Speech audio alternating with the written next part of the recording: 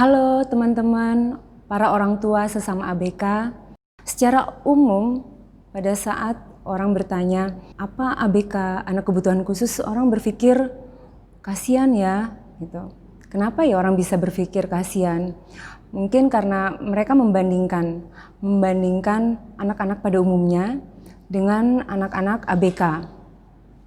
Kalau anak-anak pada umumnya kita bisa lihat, mereka untuk bermain, bersosialisasi, mereka bisa dengan sendirinya, otomatis bisa mereka lakukan itu tanpa harus diajar, tanpa harus diterapi bahkan. Dan juga kalau kita lihat anak-anak pada umumnya, walaupun mereka masih kecil, mereka paham bagaimana mengambil kue satu potong, lalu dimasukkan ke dalam mulutnya, lalu mereka makan, minum. Walaupun mungkin masih berantakan, tapi untuk mengajar mereka itu mungkin hanya butuh waktu yang singkat atau hanya perlu diingatkan. Makanya kalau misalkan teman-teman ada yang memiliki satu anak berkebutuhan khusus dan satu anak biasa, kita bisa lihat perbandingannya. Satu kali saya tinggal bareng orang tua, lalu orang tua bilang, anak kamu aneh ya, masa diajar makan aja kok udah lama susah banget, nggak ngerti-ngerti, nggak paham. Ya, lalu saya katakan itulah bedanya anak kebutuhan khusus dengan anak normal. Jadi saya bilang, iya kalau yang satu ini anak saya perlu proses dan lebih lama. Orang umum melihat, ih kasihan ya, sepertinya kasihan. Tapi sebenarnya di balik itu ada blessing in disguise. Ada berkat terselubung yang Tuhan mau beri ke dalam kehidupan kita setiap para orang tua ABK. Kenapa sih untung? Karena dengan ABK kita orang tua banyak diubah. Kita tidak hanya dirubah dalam hal pengetahuan tentang penyakit anak kita. Kita nggak hanya dirubah dari gimana cara mengajari anak kita, cara menangani anak kita.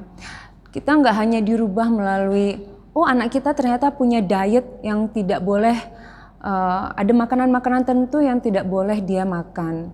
Tapi ada hal yang jauh lebih penting dari itu, karakter kita diubah.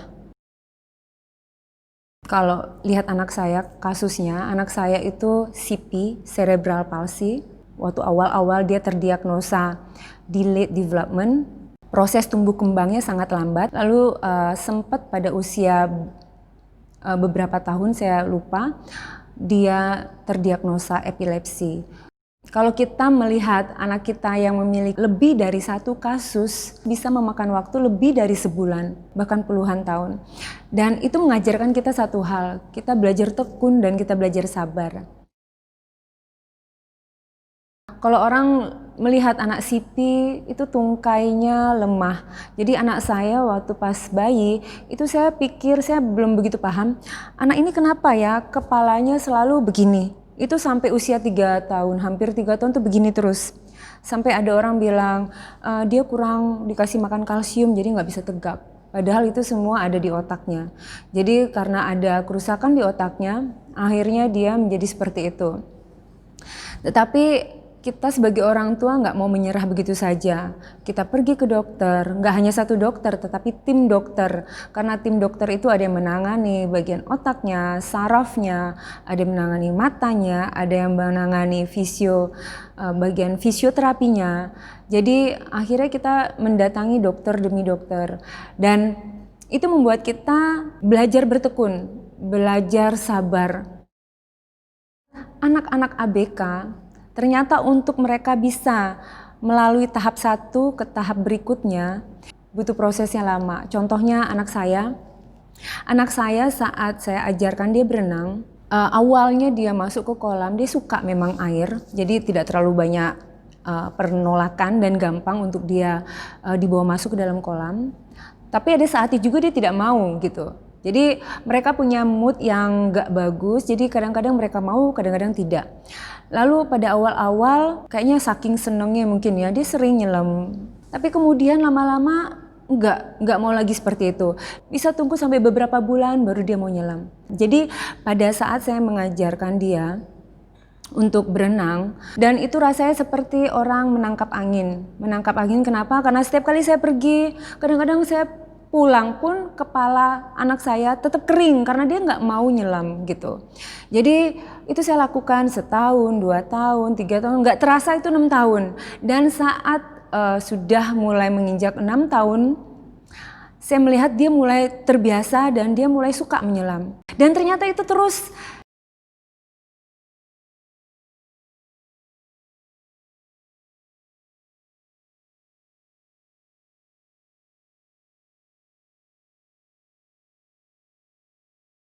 Karena dia memiliki epilepsi, jadi waktu dia di dalam air pun kadang-kadang dia bisa tertidur dan itu saya harus jaga banget.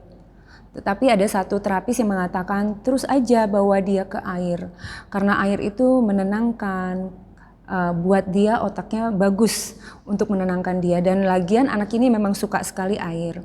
Jadi memang ini mungkin bagi pandangan orang lain aneh banget ya, epilepsi kok dibawa berenang, apa nggak takut nanti anaknya kelelep. Jadi saya selalu di situ bersama anak saya. Sempat kalau dia lagi bete dia tiba-tiba langsung aja kayak orang terlelap di samping kolam dan saya harus cepat-cepat angkat lalu saya peluk, dan itu berlanjut selama bertahun-tahun.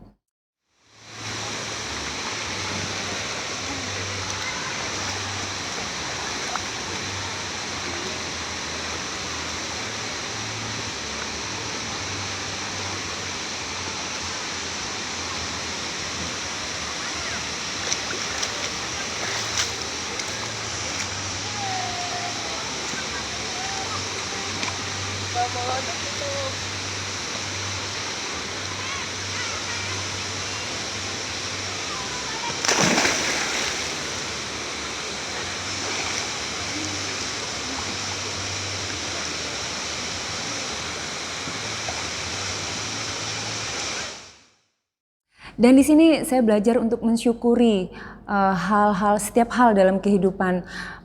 Bahkan sedikit kemajuan saya belajar untuk mensyukuri. Pelan-pelan Ata.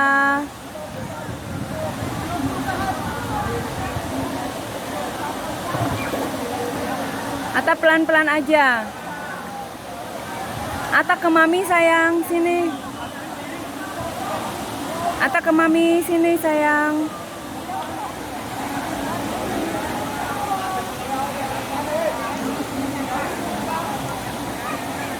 Ata.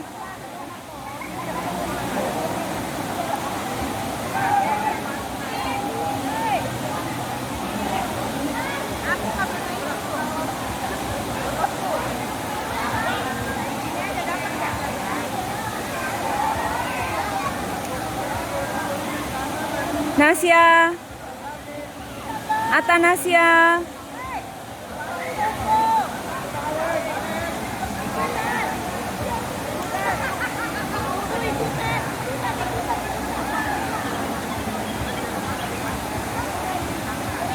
Ta sini ta, jangan jauh-jauh.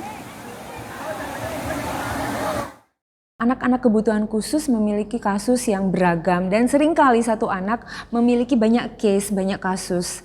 Dan itu membawa kita semakin mendekat kepada Tuhan, karena kalau secara manusia kan kita lemah.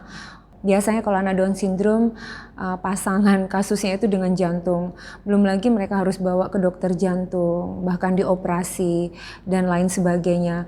Itu mengajarin kita untuk selalu bergantung pada Tuhan, dan kita bisa melihat campur tangan Tuhan lewat keterbatasan, ketidakmampuan kita, begitu kompleksnya keadaan anak kita.